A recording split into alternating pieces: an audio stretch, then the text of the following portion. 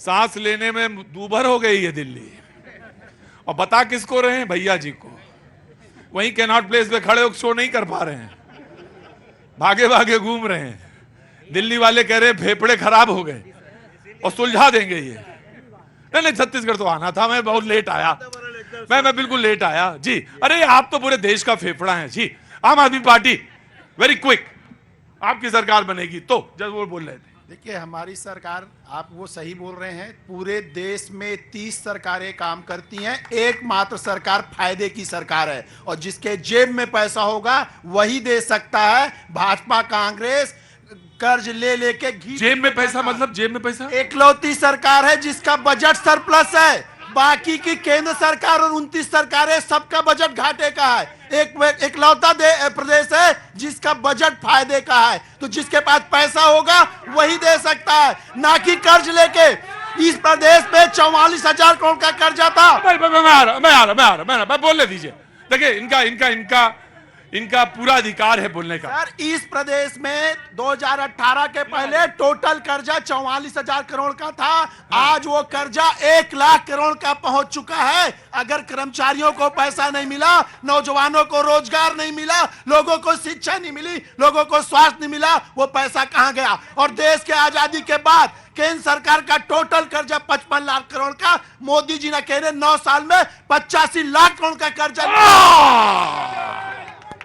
सारे fact figure. एक question, फिर चले जाओगे घर पक्का? और मैं चाहे जितना रोकूं तुम रुकोगे नहीं। हाँ जी, ड्यूटी का टाइम है। बोले कौन सी ड्यूटी करते हैं आप? हम गाड़ी चलाते हैं, रोज ड्राइवर हैं जी। अंदर आ जाइए, डरने की बात नहीं है, डराने की बात है। मैं बहुत बहुत शुभकामनाएं। और कोई आदमी ड्यूटी पे जा रहा हो और फिर भी वो सवाल पूछना चाहता हो तो ये बहुत ईमानदारी की बात है। क्या नाम है भाई तुम्हारा? राजू मार्कंडे। राजू मार्कंडे, बोलो भाई राजू। मेरा एक क्वेश्चन है, जैसे साहब ने कहा 85 लाख करोड़ रुपए का जो अभी कर्जा हुआ है भारत देश में, जब हम रेलवे निजीकरण कर दिए, एयरपोर्ट निजीकरण कर दिए, सब कुछ निजीकरण कर दिए, उसके बाद कर्जा क्यों? पूछता है भारत, पूछता है राजू मार्कंडे, क्यों इतना कर्जा, क्यों इतना कर्जा, कहाँ बांट रही है? ये पूछते हैं। मैं हाँ, अच्छा, और रह गया राजू। प्लस क्या ये माना जाए कि माल्या जो जितने भारत देश से भाग रहे हैं वो ये पैसा लेके भाग रहे हैं, ये मान सकते हैं? आप मीडिया है, पब्लिक जानना चाहती है, आप उनका क्वेश्चन का आंसर आप दीजिए। मैं तो कहूँ मीडिया को पूछोगे तो मीडिया आजकल बड़ी बड़ी गड़बड़ मामला है, बोली है ना, हमको बताना पड़ेगा। गोदी मीडिया है, बहुत है। ये तो बात सही है तुम्हारी मार्कंडे भाई।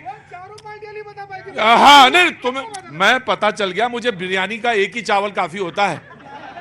मैं निकाल के बता देता हूं डेग से कि कौन आदमी कहां बोल रहा है। राजू मार्कंडे, मैं अगर अभी पूछूं कि पंजाब में कितना लोन है, कितना कर्ज है, तो जवाब दे पाओगे? अरे आप तो सब बताएंगे, मुझे सब मालूम है। हाँ, मुझे रुके, आराम से। लेकिन उन्होंने बोला, राजू मार्कंडे रस्सी के पीछे। बहुत अच्छी बात है। आपको सवाल पूछने का पूरा हक है और सवाल पूछिए। पैनल में एक आदमी और रह गए, मैं उनसे करने के बाद द डिबेट इज, तो कौन देगा जवाब? बताओ जी। देखिए, मैं पंजाब का सूरत हाल थोड़ा बताना चाहूंगा। ये बात कर रहे हैं, बहुत ही कृषि प्रधान प्रदेश है ना पंजाब। वहां पे एक किसान परिवार के ऊपर 2,33,000 का कर्ज आज की तारीख में है।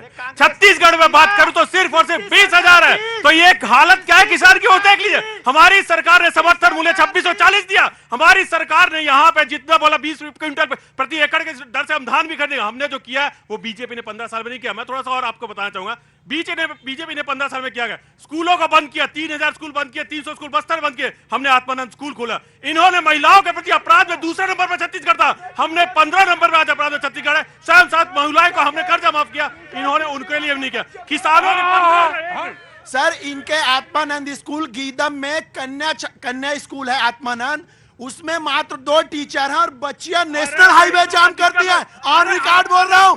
दिल्ली की हालत क्या है? दिल्ली में स्कूलों में टीचर का टेबल चेयर ये तक नहीं। आत्मानंद स्कूल के 50% बच्चे 9वीं 11वीं में फेल होते हैं जांजगीर में। दिल्ली का जब आम आदमी पार्टी और कांग्रेस मोहब्बत में पेंगे मार रहे थे, मोहब्बत में, तो बीजेपी वाले मुस्कुरा रहे थे। मैंने देखा, पकड़ तो लिया मैंने कि वो क्यों मुस्कुरा रहे हैं।